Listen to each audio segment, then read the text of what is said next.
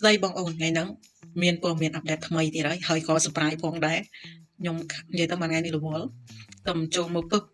ឃើញព័ត៌មាន surprise ភ្លាមព័ត៌មានពីខាងប្រទេសសៀម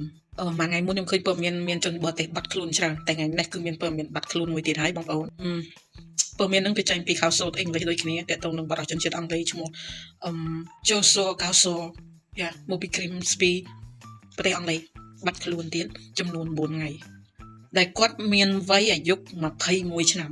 ដោយរូបភាពដែលខ្ញុំដាក់ឲ្យអ្នកទាំងគ្នាមើលហើយគាត់គឺមានបំណងមកសម្រាកនៅប្រទេសចៅសៀមនឹងនៅទីក្រុងបាងកកនឹងមួយសប្តាហ៍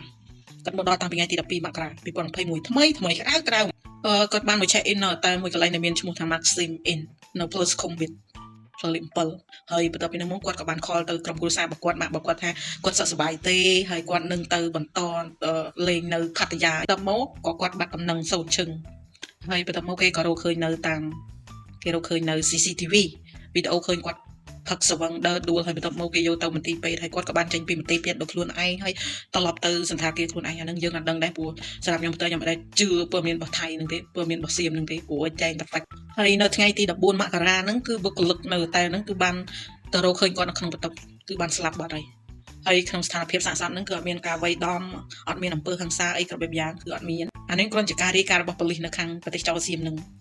ហើយគេកំពុងតាមដានបន្តលំអិតហើយដែលសំខាន់គឺនៅខាងក្រុមគ្រួសារដែលគាត់បានប្រើកម្មវិធី GoFundMe ហ្នឹងដើម្បីរកក្រុមគ្រួសាររបស់គាត់តែទទួលបានមកវិញនៅសាកសពអាចថាជារឿងដែលចូលរួមសោកស្ដាយចំពោះគ្រួសារដែរព្រោះអ្វីដែលគ្រួសារគាត់និយាយថាបុរសដែលបានបាត់ខ្លួនដែលបានស្លាប់ហ្នឹងគាត់ជាមនុស្សល្អរស់រាយហើយជួយឲ្យអ្នកជុំវិញខ្លួនសប្បាយរីករាយតែអ្វីដែលសោកសៅបំផុតគឺក្រុមគ្រួសាររបស់គាត់គឺទទួលបានតែសាកសពត្រឡប់ទៅវិញអានេះជាការបង្ហាញហើយ